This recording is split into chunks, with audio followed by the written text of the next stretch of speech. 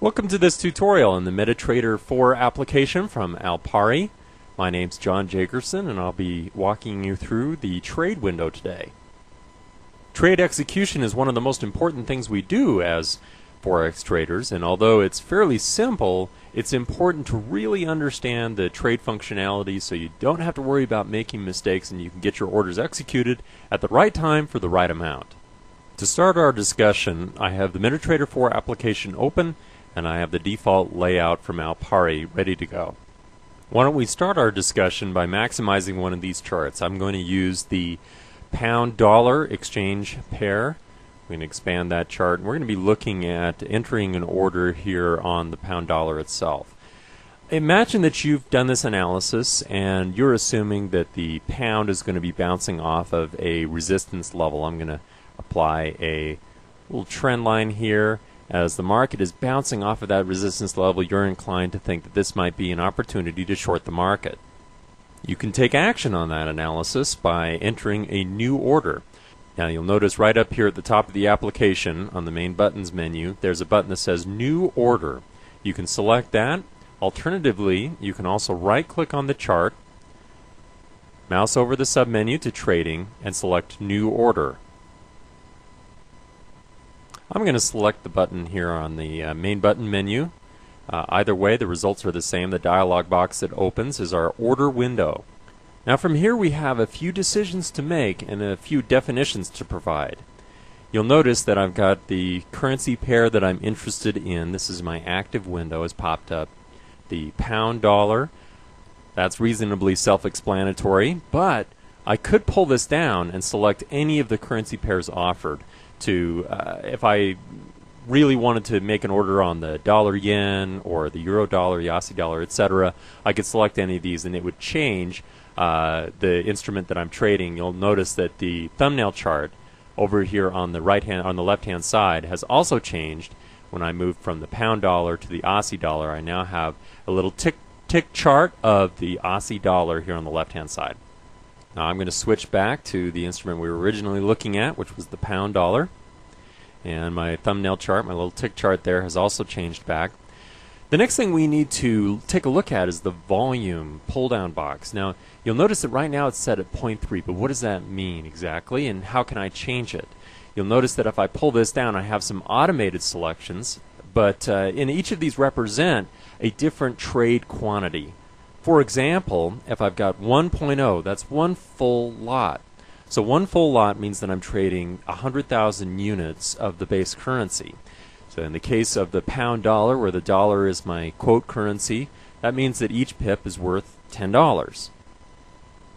Now I can also trade fractional lot sizes as well. You'll notice just under the one full lot, I've got 0.05. So you could fit 20 of those into one full lot.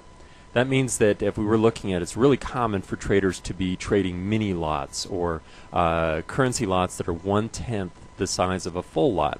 That means that in the case of the pound-dollar, where the dollar again is our quote currency, each pip worth of movement is worth $1. So if I'm trading 0.05 of a full lot, that means that each pip is worth 50 cents. And I could continue to trade smaller fractions of a full lot, as you can see here, just by selecting these automatically. But what if I wanted to trade 3 mini lots? So that would be 0.3. It's not listed here on the automatic pull-down menu here. What should I do? Well, this is really easy. Just put your cursor in the volume box and you can type in here. So 0.3 is going to give me 3/10 of a full lot or 3 mini lots. So I've now set my trade size or my trade volume there at 0.3 or 3 mini lots. It's 3/10 of a full lot. That means that if I were to enter this order and sell the pound-dollar, 3 mini lots of the pound-dollar, each pip it moves in my favor is worth $3. Now risk control and trade planning are one of the most important functions we perform as traders here, and you'll notice the next two boxes are my stop loss for a little risk control, as well as the level at which I'd like to take some profits.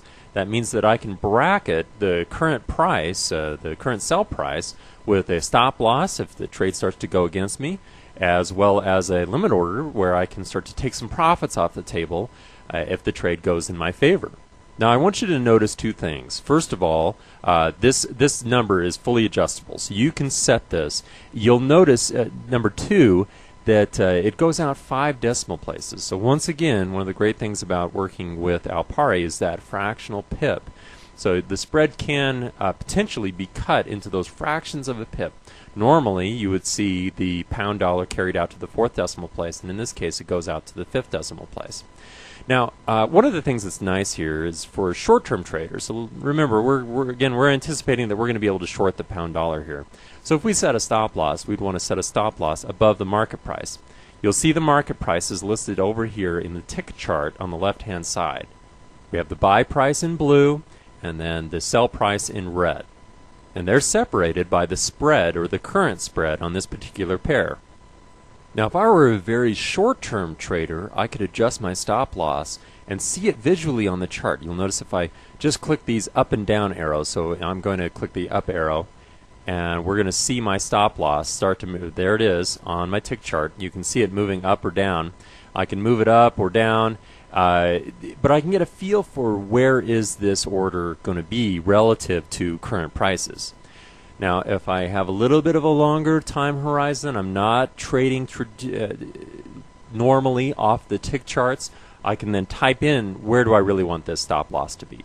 So currently we have prices at about 53.32, and I think I want a reasonable margin for error. Maybe I'm going to set my stop loss up here for a short position at 53.50.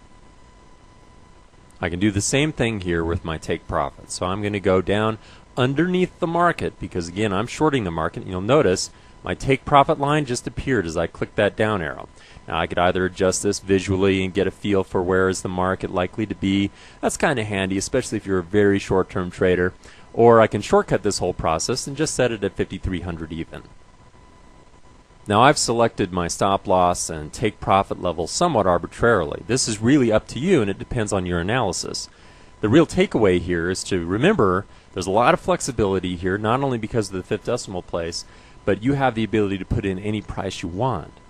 Now moving down the list, we have another pull down box here. It's currently set for instant execution. That means that if I want to sell this right now, I can just press the button. It's going to fill me at whatever the current market price is at that time. You'll notice it listed right here. So we've got the sell price and the buy price opposite each other just above the buy and sell buttons. However, I can adjust this, so I can turn this into a pending order where it will ask me, well, what do you want to do? Do you want to a sell limit? So for example, I'm going to sell the pound dollar in our case study here. Where do I want to sell this position? So if I click my down arrow, I've got my entry price is now graphed there. And maybe I just want to see the market move a little bit further in the direction of my forecast, maybe to 53.20 before I actually get entered into that position. Over here on the right hand side I've got a button that says place. Now if I click that place button, I'm going to have an order that's waiting to be filled to short the pound dollar at 53.20, at which point I'm going to automatically have 2 other orders placed. A stop loss, so if the market then subsequently moves against me, I'll be exited with a loss that I've been able to plan for, as well as a take profit level, so that point at which I think the market's probably going to run out of steam and begin to turn around. I want to take my profits off the table. Now how long is that order going to be? Maybe the market never gets down here, or doesn't get down here while I'm doing my trading. I can make sure that I have an expiration on this order. Typically you don't want to leave your orders open-ended, just in case you've gone away for the weekend or something like that, and you want to make sure that you're in control of your trading. I can adjust when I want this order to expire, if I want to give it a few days depending on how wide my entry order is, or if I want to only give it a little bit of time, I can do that. Now we don't have some of those complexities if we make sure that this is set to instant execution, because that means that we're going to get filled at the current market price, which is relatively simple. All we have to do is press the sell button. But before we do, there's one more thing we need to talk about. That feature is the enable maximum deviation from quoted price. Now typically getting your order filled at the current market price is not a problem, but there are times that the market's moving pretty fast. So what if the sell price that we really wanted as the market is moving really fast is not available? How far are we willing to let the market slip before we don't want to get filled anymore? Well, we can select this and then tell the system, well, I don't want it to slip more than 10 pips before I get filled. So this is something that may apply more during economic announcements or disruptive events in the market when the market is moving very quickly. Normally, we don't need to worry about it too much. So for example, we're going to look at our sell price. I'm going to click the sell button and we'll look at our fill price. And there we go. Our sell price, we sold a third or 0.3 of a full lot, so 3 mini lots of the pound dollar at 53.41, 1.5341. We can click OK. We can also print an order confirmation if you wish.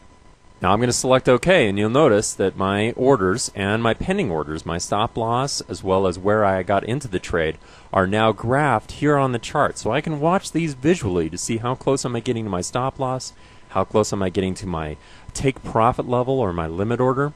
I also have this order listed down here. You'll notice the pound dollar. What price was I filled out? I shorted, listed right here in the trade tab of the terminal.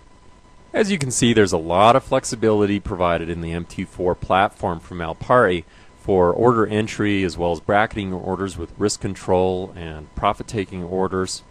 If you're new to the system, one of the best things you could do right now is to make sure that you're practicing some of these order types in a paper trading account. It'll help you to understand how the trade window works so that when you're in the live market, you know exactly what kind of an order to place to match your analysis. Thanks for joining me. This has been John Jagerson for Alpari.